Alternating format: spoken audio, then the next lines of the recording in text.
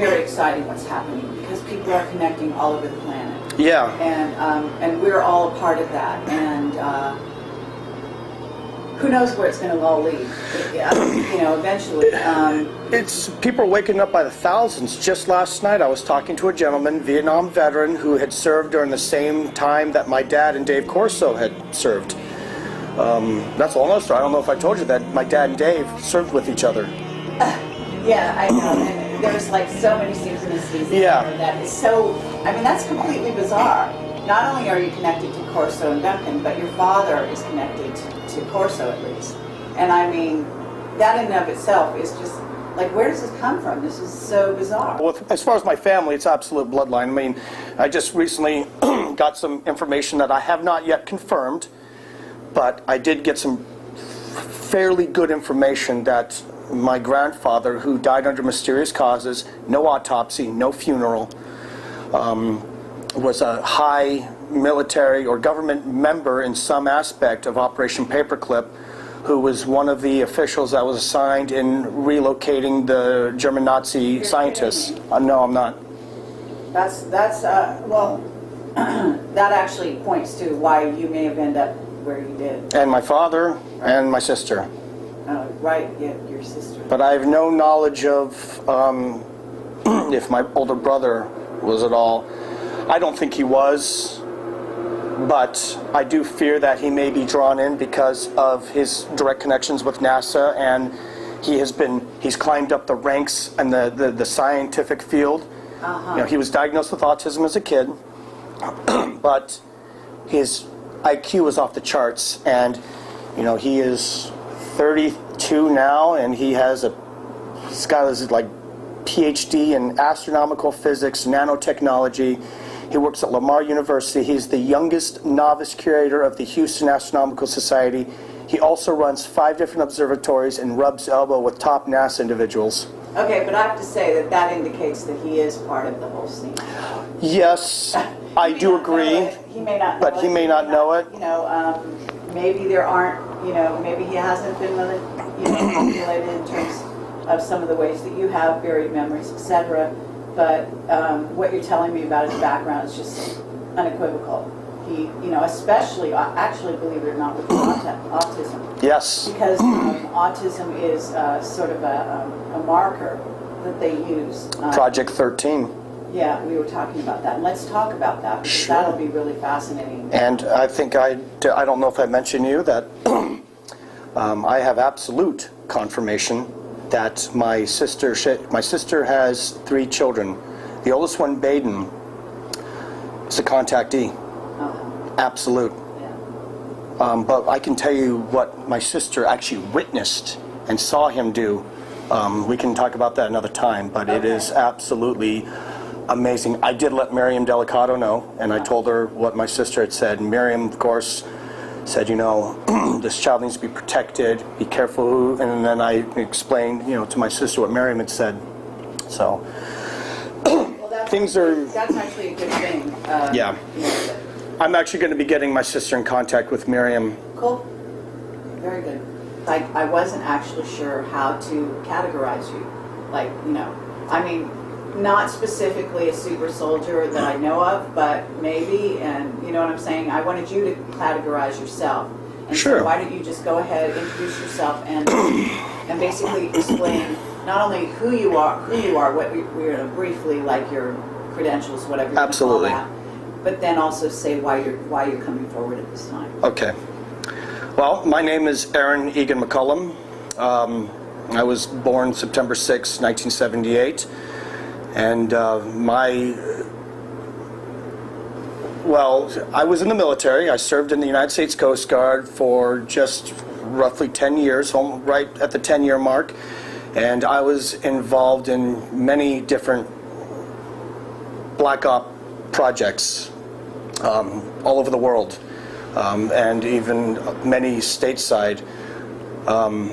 I had climbed up the ranks very quickly to where I became a team member of a first-of-its-kind unit in the Coast Guard, which is known publicly, but a lot of the operations they do, or most of what they do, are not well known. If I had to classify myself, excuse me, it would be that I'm third generation Project Talent. And because of the bloodline I came from, I was given a lot of responsibility and saw a lot of things. And even since that time, have been called back for specific operations. I mean, to really explain who I am, it would be good for the more extended interview to really explain that. But obviously, I'm coming out today for the first time, really publicly, to explain about information that I have through absolute reliable contacts, which I cannot name for their safety, but involving what's going on in the Gulf of Aden in Yemen. Specifically, what the global lead are doing, and the Stargate, which is absolutely real. It's not fantasy, which, like Carrie, you and I have talked about many times, things you see in movies are put there as a ruse to automatically give this label of fantasy, science fiction, so that people will not dig in anymore and they'll live in their little world of it's make-believe. Okay, that's great.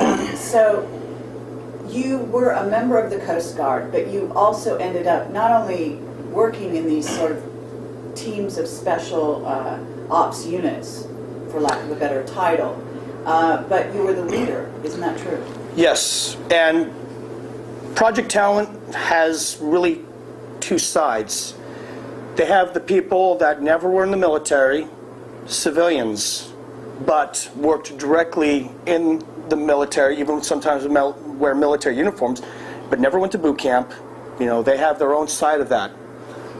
Duncan, for example, Duncan O'Finian, who never really went to boot camp, but, was absolutely Project Talent.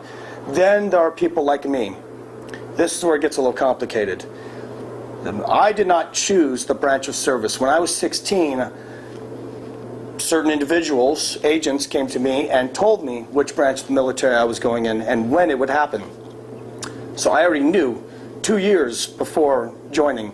So I was in the military. I got regular military training, but at times when I would be temporarily assigned, it was called TAD, temporary assignment duty, to other units, I wasn't actually doing what was known by my commanding officer or whomever at the time. I was actually increasing my training that I had started when I was very young. So I wore two hats. There was times when I was Petty Officer Mccollum, worked my way up to being, a chief engineer on ships and doing special op rescue, drug interdiction, whatever. And then I had the other hat where I was just an agent. No name, no denomination of rank, nothing. So when you say you're doing that, are you meaning that you, you would not carry any papers of identification on you? Absolutely not. No ID, couldn't even wear a watch, nothing. Okay. And on those assignments, is that where your sort of buried memories are coming back in regard to those assignments? Honestly, it's happening on both sides because, like I said, it's kind of complicated, but let me try to explain as best as I can. I did a lot of operations where I just wore my Coast Guard hat, and I was, Petty Officer Mccollum, but I was actually leading umbrella operations that actually had a black operation happening underneath that I was tied to. So they would have me close to that so that I would be able to infiltrate and do my other job that was assigned to me. So with that, because there was such intertwining of operations, a lot of it is foggy on both sides. Okay. So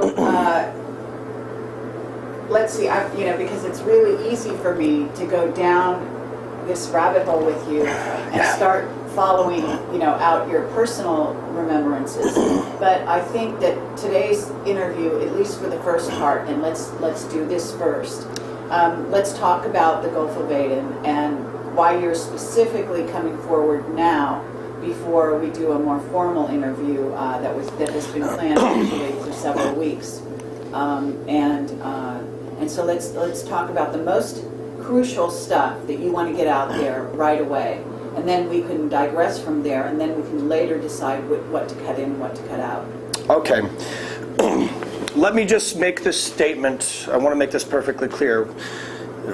What I'm about to let everyone know is based on actual facts, articles, also contacts, absolute reliable contacts who have contacted me within the past month, overwhelming amount of information, and this is also based directly on operations that I was a part of, that I've regained some memories back from July of 2008 until the beginning of March of 2009. Operations I was a part of absolutely relate directly to what is happening now in the Gulf of Aden. Okay, so what is occurring right now? It's actually been going on for quite a while, but it's just now, for whatever reason, it's leaked out, or they have allowed it to leak out, I should say, that there has been major military ship movement happening in the Gulf of Aden in a specific location where they are actually hundreds of ships right now circling a designated area of open water. We're talking Russian warships, Chinese warships, Japanese warships, Australia, Germany, UK, the list goes on and on. Even designated European Union ships, UN ships, Blackwater, which is now Z, has a ship there right now. If anybody is aware, Japan has not actually had warships leave their area of operation for military type action in decades. Same with China. China is very much about keeping their warships close. So this is huge. On top of it, there is a research company that specifically deals in genetics and DNA. I don't remember the name at this time, but Carrie, when I get that information to you, you will have that are specifically doing research in alien human DNA research with the genetics. That is going on at the same time there as well. On top of it, there has been a lot of this, there's a lot of piracy going on there. Well, these pirates, the Somali pirates and all that, it's absolutely false flag operations. The reason they're doing that is to gain fear of, everyone in that area, to keep them away. It's a very good manageable method to keep just regular people, the public, away from that area. Because, what's a better way to invoke fear but piracy and terrorism? That comes to what happened at Fort Hood.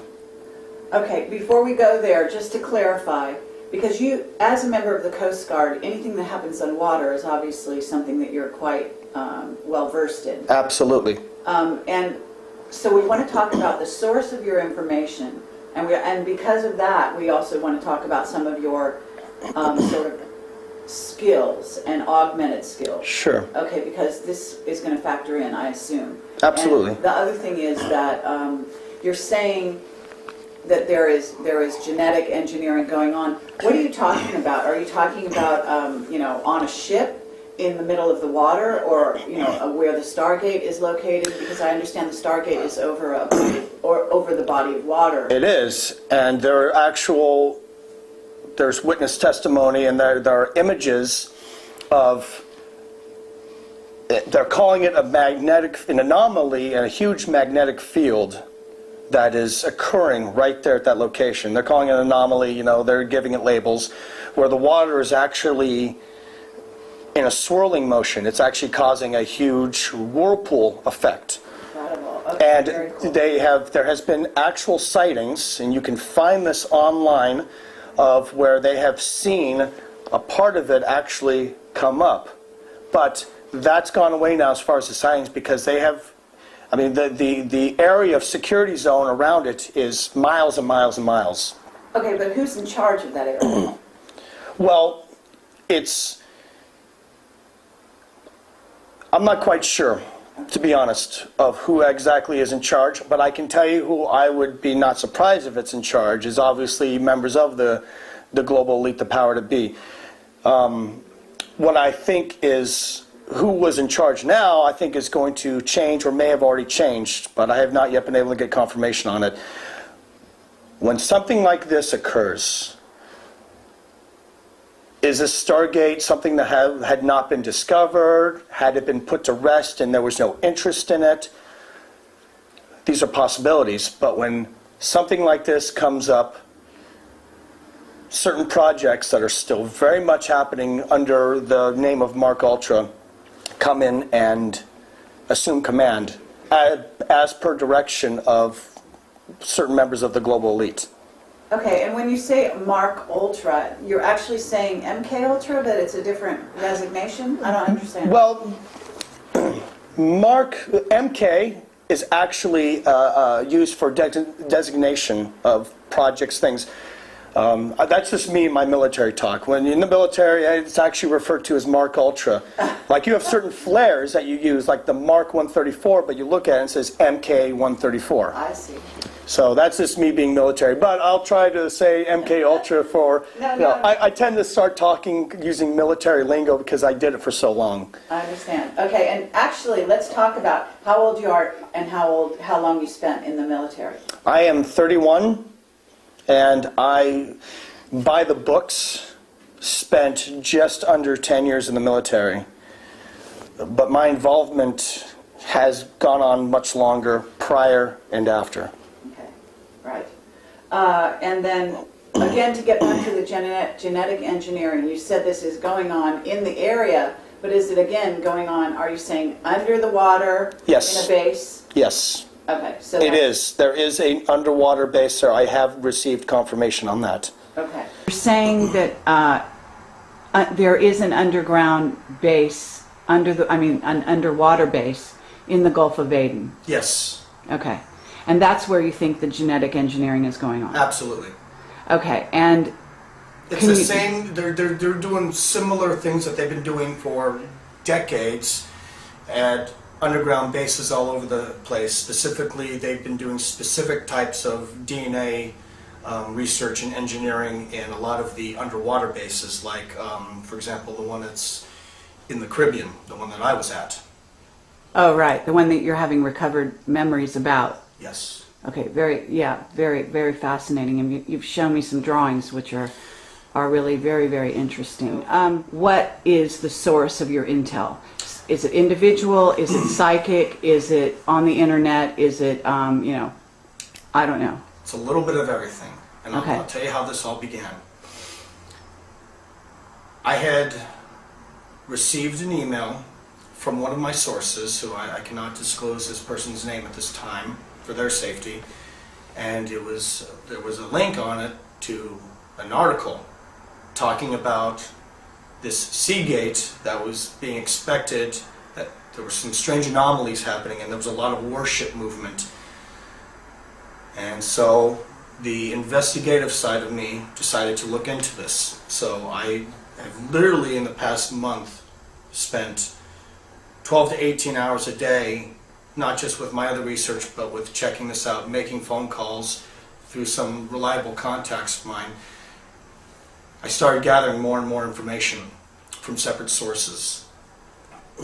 Then when I finally saw where it was happening and then realized that now the US, along with some other countries, have now all of a sudden targeted Yemen because of Al-Qaeda, which Al-Qaeda is nothing but a network. That's it. Al-Qaeda is really just a network. It's not, it was all designed, but that's a whole nother story. So Al-Qaeda as a name is used to invoke fear and gain compliance or needs of whatever the global elite wants at that time. Yemen has now been picked because of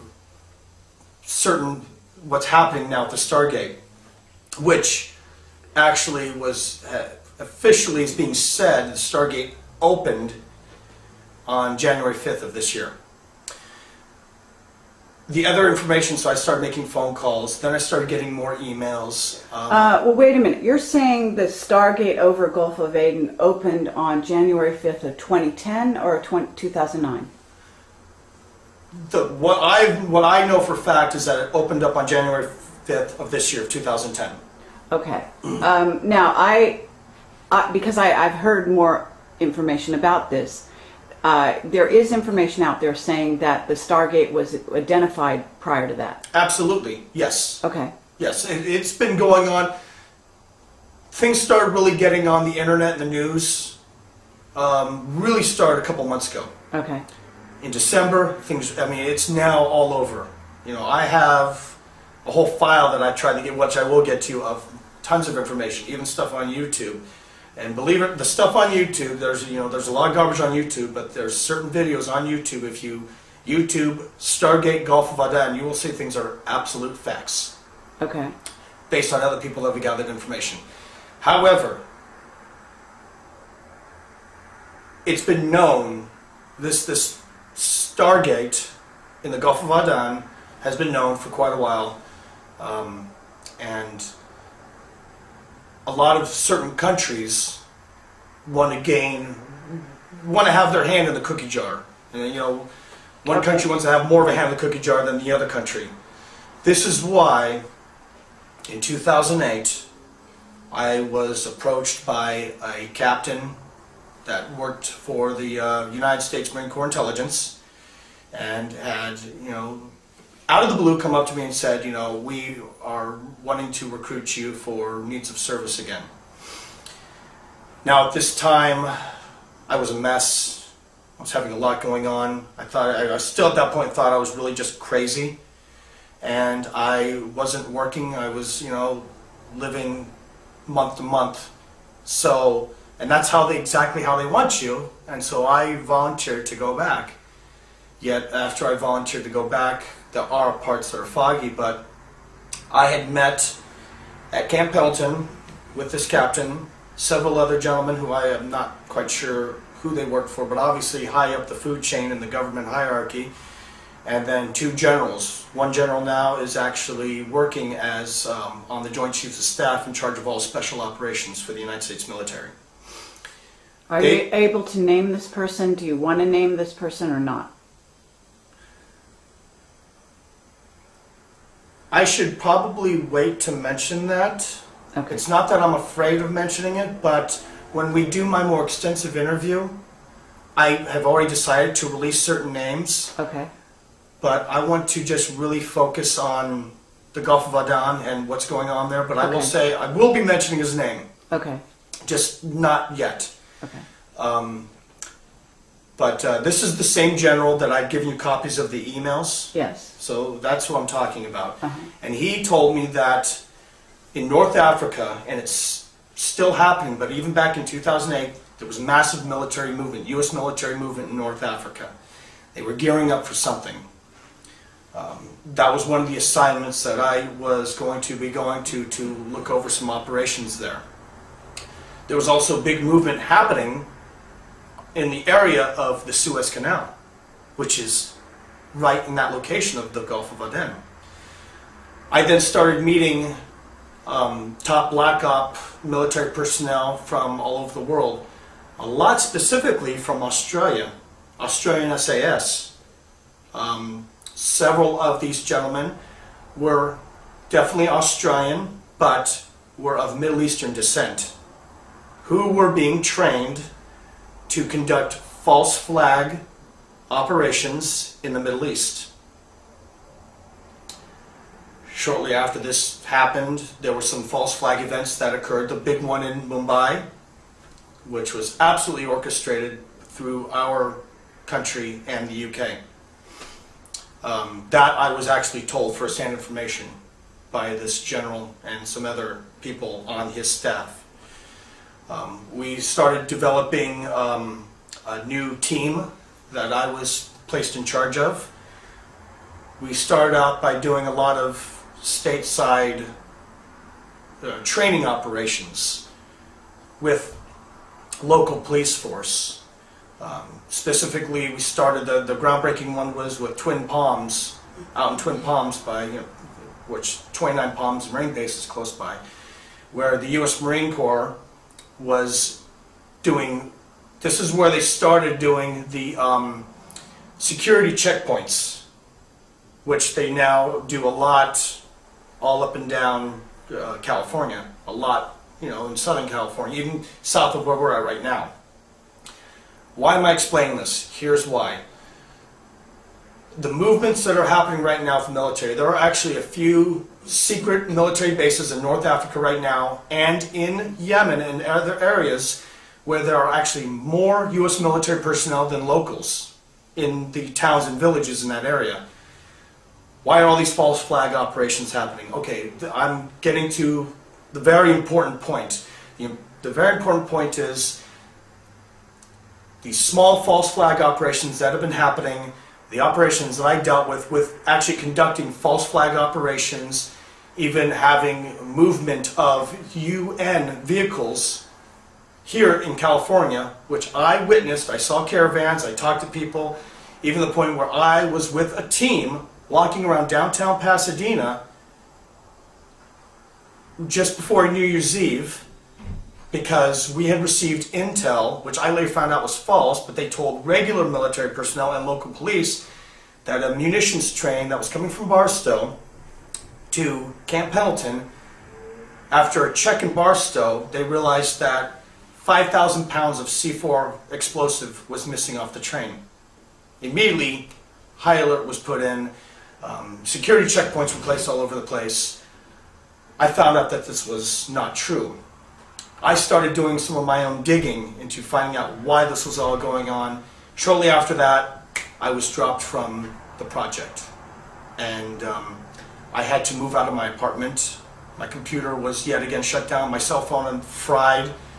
My place was broken into when we went to do the police report. My roommate and I at the time, the police officer did not fill out a police report. I had surveillance vehicles in front of my place. The heat was getting on.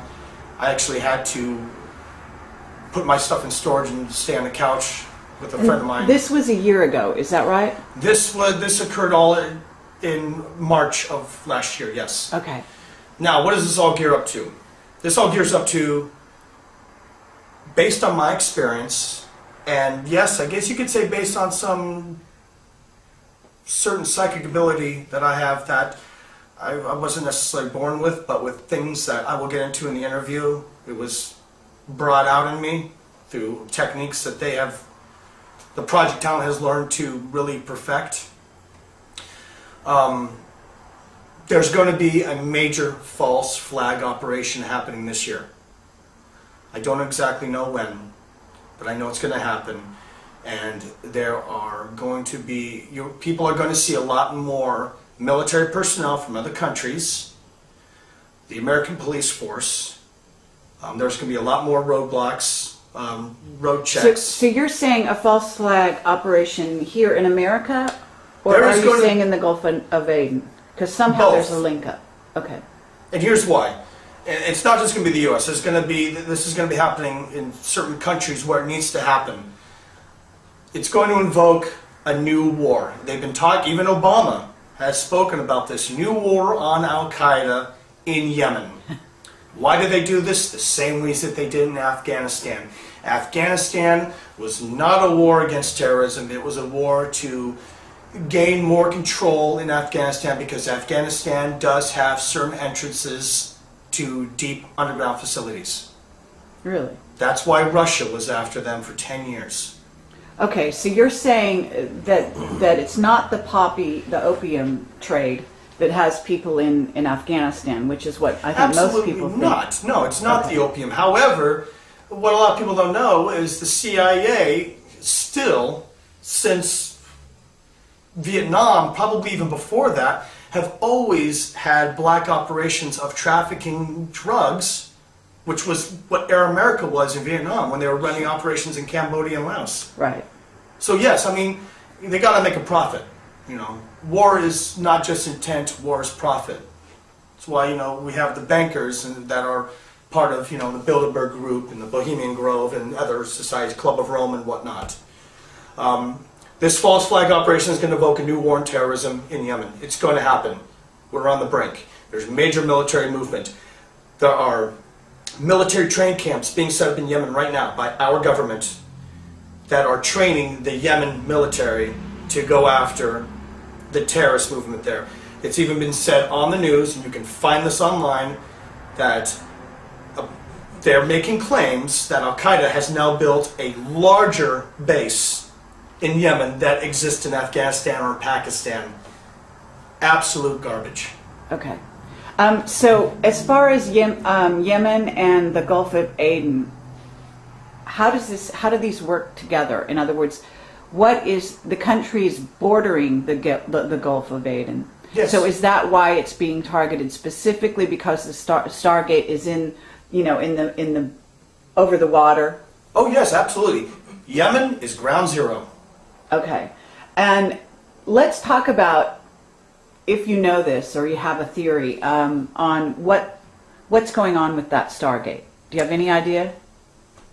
All I can give you now is theory, but I encourage everybody that's going to see this to do your own research. Everything I tell you, do your own research, because, you know, if you don't question, you don't research, you're not learning and you're not waking up.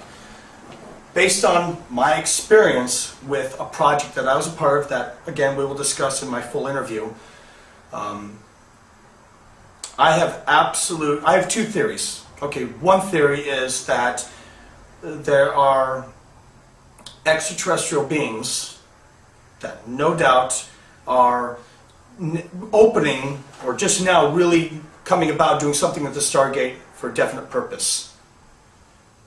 Now, are these extraterrestrials friendly or are they unfriendly? It could be two possibilities. I do not know yet, but I am working on to finding out through some very reliable contacts. If they are indeed friendly, then they have opened it up, because we are coming to a time in our world. 2012 is not the end, but I definitely believe that big things are going to be happening, and we do have friendly extraterrestrials that want to see us really become the world we're supposed to be. They're not going to come in and rescue us, but they definitely do things to help assist us move along. Are these the extraterrestrials that decided to open up this Stargate? And if they are, is the military and the global elite going to do everything they can to prevent this from happening so that they can continue their agenda, that the agenda that they have been told they have to accomplish within a certain allotted time, or certain beings are going to step in? That's absolute. And that's the negative agenda that they are trying to roll out. In other words, that certain negative beings, negatively oriented beings, in other words, service to self, are going to step in if the global elite are unable to handle this themselves. Is that what you're saying? Absolutely. Okay, very interesting. Now, but the other side of it is that, is this Stargate do the unfriendly extraterrestrials, are they running the show with this Stargate, and the military is there as really the servants, because that's really what the global elite are. They're not in power, people. They are serving someone else, something else, or whatever you want to classify them as.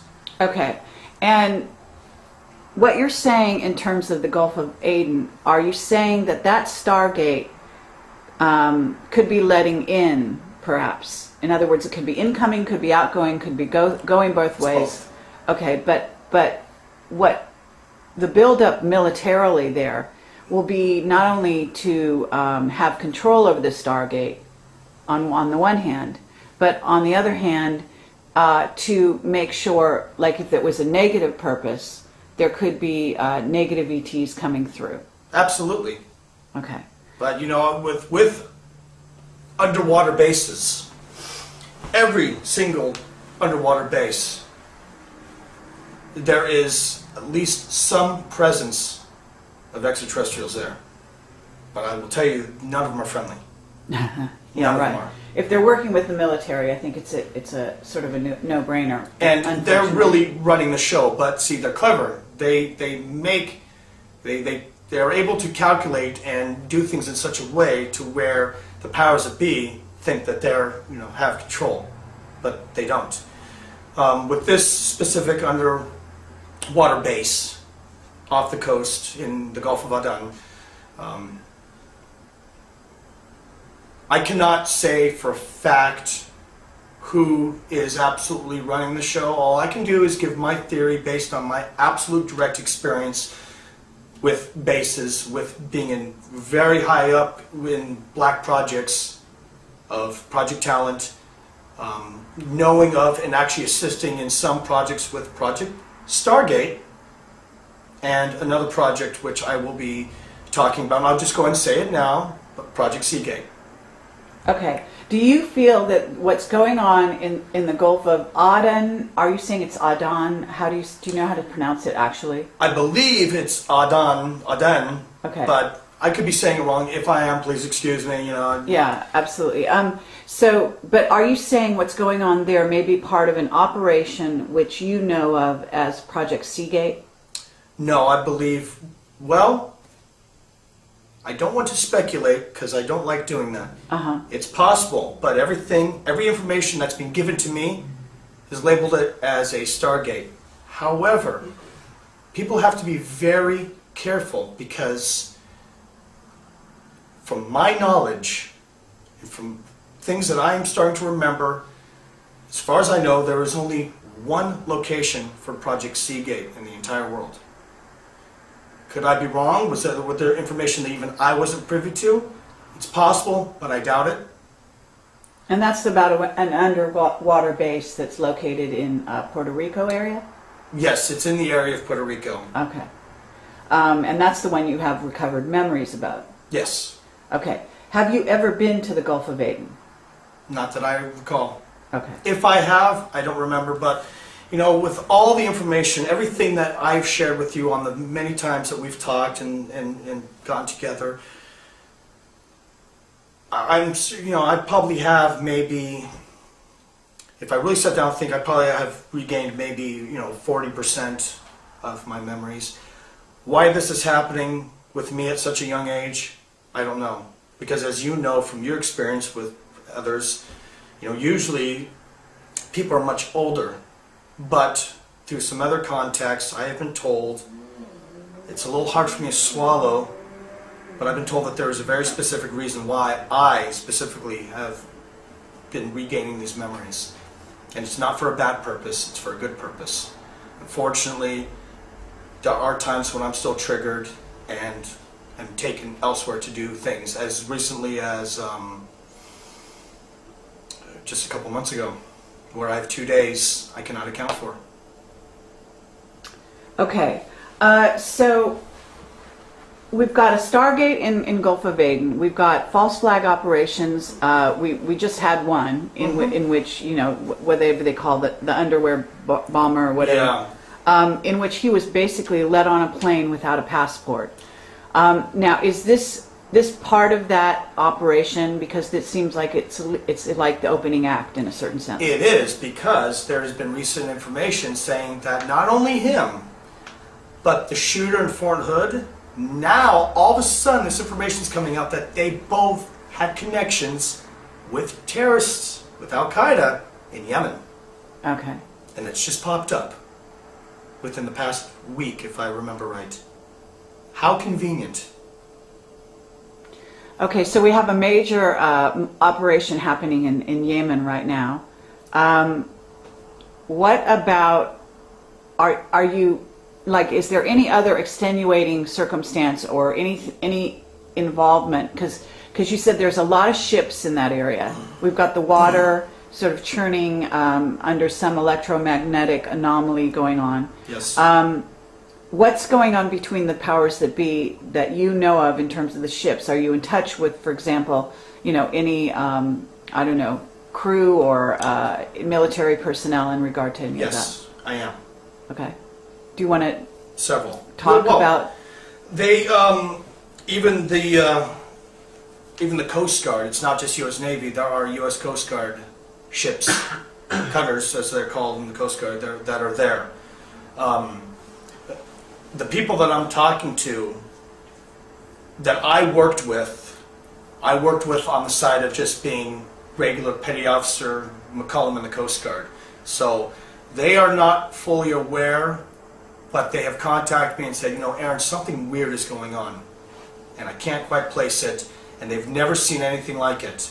I have a few other friends of mine that are actually in Coast Guard intelligence that have contacted me because they are aware of this kind of campaign that I'm doing, making amends for what I was part of.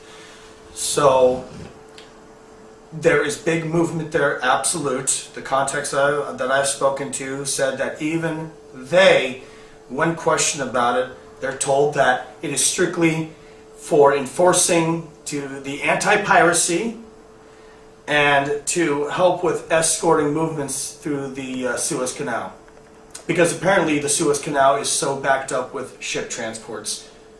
I have never, ever heard of there being a problem with backed up ships going through the Suez Canal. Never heard that. Okay, so if they're going through the Suez Canal, where would they be headed? I mean, there's got to be more than one destination for those ships, right, in theory? Yeah, absolutely. Okay, for example... Well, I mean, the Suez Canal is a main shipping canal. So they could be just going through to bound for other areas, right? Oh yes, no, not just all headed for Yemen. No, not at all. I mean, because if they did that, it would raise too much suspicion. So what they do is they will indeed keep operations normal. Container ships, oil ships will still be allowed to go through it. It's just, and this, the reason they're able to do it so well is because the location of the Stargate in the Gulf of Aden is kind of in the off-beaten path. It's not actually directly in the channel. Right. But as far as, you said that you have information, and I don't know if this is public information, that there are ships from other countries. In other words, I think you mentioned Japan and China and Russia. It is public information. Okay. There are European Union ships, NATO ships, from Japan, Russia, Germany, the UK, United States, Australia, and the list goes on and on. And yes, it is public information they're talking about right now. It will be included. I have a specific information that when I give it to you so that you can, look through your own, it's absolute. This is out there. Get on your computer, Google Gulf of Aden, Google Gulf of Aden Stargate, Google War on Yemen. You Google any of those things and you will get pages and pages of not just articles, but of YouTube videos and other pieces of information. People need to look at this because with that, once you start digging, it's amazing, not surprising to me, but it'll be amazing to people that they will realize that you will see an article and it's directly tied to the label of false flag war. We are going to be moving massive troops into Yemen. Yemen is the next battleground, and it's going to happen this year. As far as my knowledge and my intuition and everything else that I've gathered, it's going to happen this year. If it doesn't happen this year, and if I'm wrong, good. I hope that my intuition's wrong, but unfortunately, my little gut feeling that I get is 99% right, and sometimes I actually get angry at myself when I'm right about things because I don't want to see these things happen. So if year 2010 goes on and we don't go into a police state or we don't have more false flags in the country, if this, what I believe is going to be a terrible war happening in Yemen, if that does not occur, then good. But everything that I've gathered, all my information, my contacts have told me otherwise. Well, let me ask you this. I know you have some interesting abilities associated with water. Isn't that right? And I remember that dolphins have been used by the military to actually perform feats and to actually do operations basically over by Saudi Arabia and over in that area. So I'm thinking that with this, what's going on in the Gulf of Aden, basically there has to be something involving dolphins and possibly other, you know, sea animals like whales. But I'm just curious, has there been any information about how about the dolphins in that area or anything else? The only information that I have for a fact, which is public information, is that, you know, dolphins are being used in all the waters around the Middle East for reconnaissance missions. They actually have dolphins that are trained, that have actual surveillance equipment that are attached to them for, you know, looking for underwater mines, looking for bombs under piers, even under ships, oil rigs, and even information gathering. They have dolphins that are set up with certain information sound recording equipment that actually can record sound on land that travels via through the water, because sound travels at a much greater distance and can keep its real concentrated frequency much water than it can in open air. Do I have any information that dolphins are specifically being used in the Gulf of Aden for whatever intents and purposes with this Stargate? No, I don't. But based on my direct work with dolphins, with Project Seagate, I would not be surprised, because dolphins have been discovered because of their frequencies, because of other abilities that dolphins have that people are not aware of.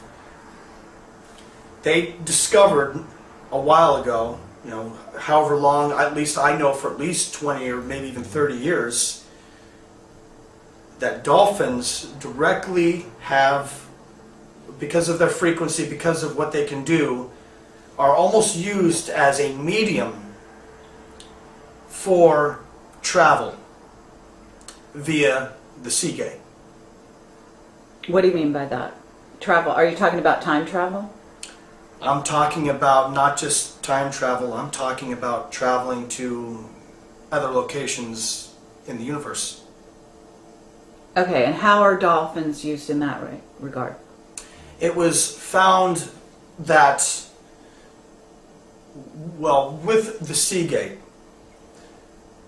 everything is done, frequencies which are used, which they found, frequencies are used to actually put you on the molecular level in a different state.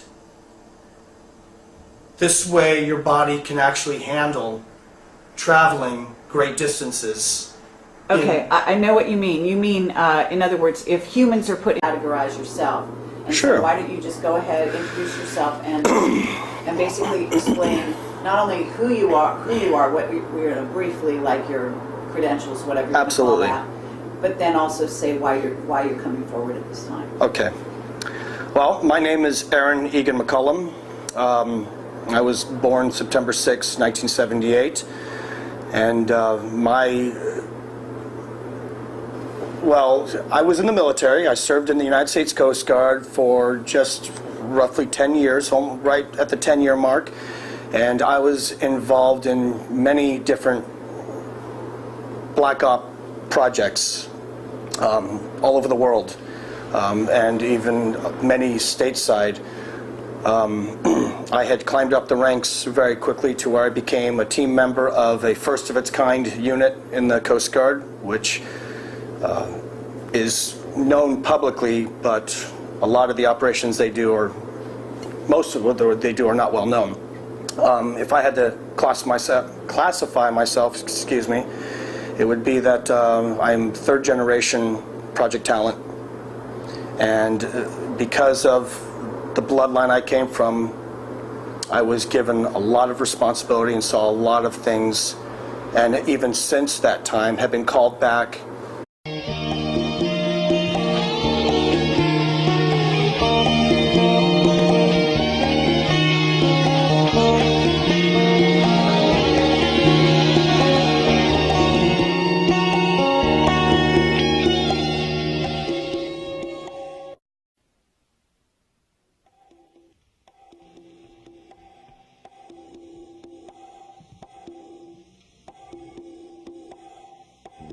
It is very exciting what's happening, because people are connecting all over the planet. Yeah. And we're all a part of that. And who knows where it's going to all lead, eventually. It's people are waking up by the thousands. Just last night I was talking to a gentleman, Vietnam veteran, who had served during the same time that my dad and Dave Corso had served. That's a long story. I don't know if I told you that my dad and Dave served with each other. Yeah, I know. And there's like so many synchronicities in there that is so, that's completely bizarre. Not only are you connected to Corso and Duncan, but your father is connected to Corso at least. And that in and of itself is just, like, where does this come from? This is so bizarre. Well, as far as my family, it's absolute bloodline. I just recently got some information that I have not yet confirmed, but I did get some fairly good information that my grandfather, who died under mysterious causes, no autopsy, no funeral, was a high military or government member in some aspect of Operation Paperclip, who was one of the officials that was assigned in relocating the German Nazi scientists. No, I'm not. Well, that actually points to why you may have ended up where you did. And my father and my sister. Right, yeah, your sister. But I have no knowledge of if my older brother was at all. I don't think he was, but I do fear that he may be drawn in because of his direct connections with NASA, and he's climbed up the ranks in the scientific field. He was diagnosed with autism as a kid, but his IQ is off the charts, and he is 32 now, and he's got his PhD in astronomical physics, nanotechnology. He works at Lamar University. He's the youngest novice curator of the Houston Astronomical Society. He also runs 5 different observatories and rubs elbow with top NASA individuals. Okay, but I have to say that indicates that he is part of the whole scene. Yes, I do agree. He may not know but he may not know it. Maybe there aren't, maybe he hasn't been populated in terms of some of the ways that you have buried memories, etc. But what you're telling me about his background is just unequivocal. He, especially, actually, believe it or not, with autism. Yes. Because autism is sort of a marker that they use. Project 13. Yeah, we were talking about that. And let's talk about that, because that'll be really fascinating. And I think I don't know if I mentioned you that I have absolute confirmation that my sister has 3 children. The oldest one, Baden, is a contactee. Absolute. Yeah. But I can tell you what my sister actually witnessed and saw him do. We can talk about that another time, but it is absolutely amazing. I did let Miriam Delicato know, and I told her what my sister had said. And Miriam, of course, said, this child needs to be protected, be careful who, and then I explained, to my sister what Miriam had said. So, things are... That's actually a good thing. Yeah. I'm actually going to be getting my sister in contact with Miriam. Cool. Very good. I wasn't actually sure how to categorize you. Not specifically a super soldier that I know of, but maybe, and you know what I'm saying? I wanted you to... For specific operations. Okay. To really explain who I am would be good for the more extended interview, to really explain that. But, obviously, I'm coming out today for the first time really publicly to explain about information that I have through absolute reliable contacts, which I cannot name for their safety, but involving what's going on in the Gulf of Aden in Yemen. Specifically, what the global elite are doing, and the Stargate, which is absolutely real. It's not fantasy, which, like Carrie, you and I have talked about many times. Things you see in movies are put there as a ruse to automatically give this label of fantasy, science fiction, so that people will not dig in anymore and they'll live in their little world of it's make-believe. Okay, that's great. So you were a member of the Coast Guard, but you also ended up not only working in these sort of teams of special ops units for lack of a better title. But you were the leader, isn't that true? Yes, and Project Talent has really